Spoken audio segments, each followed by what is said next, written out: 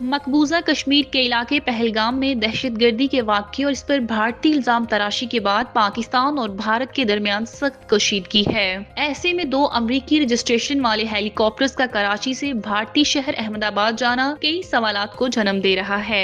Aviation ذرائع کے مطابق ویسٹ اسٹار ایویشن اور ایک نجی ادارے کی ملکیت دو لینارڈو AW139 ہیلی کاپٹرز شارجہ سے بحیرہ عرب پر نچلی پرواز کرتے ہوئے اتوار کو دوپہر 1 بجے کراچی کے جناح انٹرنیشنل ایئرپورٹ پر پہنچے اور تقریباً 2 گھنٹے وہاں موجود رہے۔ بعد ازاں دوپہر 3 بجے کے قریب دونوں ہیلی کاپٹرز بدین کی طرف روانہ ہوئے اور 9000 فٹ کی بلندی سے سندھ کے شہر چوہر جمالی کے قریب سے بھارتی فضائی حدود میں داخل ہوئے، جہاں 11000 فٹ کی بلندی پر پرواز کرتے ہوئے بھارتی شہر احمد آباد کے ایئرپورٹ پر لینڈ کیا۔ ذرائع کے مطابق یہ پرواز ایسے وقت میں ہوئی جب دونوں ممالک نے کشیدگی کے باعث اپنی فضائی حدود بند کر رکھی ہیں۔ رات گئے تک دونوں ہیلی کاپٹرز احمد آباد میں موجود تھے، تاہم اس میں سوار افراد کی شناخت یا ان کے دورے کا مقصد سامنے نہیں آ سکا۔ اس غیر معمولی حرکت پر کئی حلقوں نے تحفظات کا اظہار کیا ہے۔ پاکستان ایئرپورٹ اتھارٹی کے ترجمان سے اس بارے میں رابطہ کرنے کی کوشش کی گئی، مگر رات گئے تک ان کی جانب سے کوئی جواب موصول نہیں ہوا۔ یاد رہے کہ وزیر اطلاعات پہلے ہی واضح کر چکے ہیں کہ 2019 کی طرح اس بار کسی بھی ممکنہ جارحیت کا بھرپور جواب دیا جائے گا۔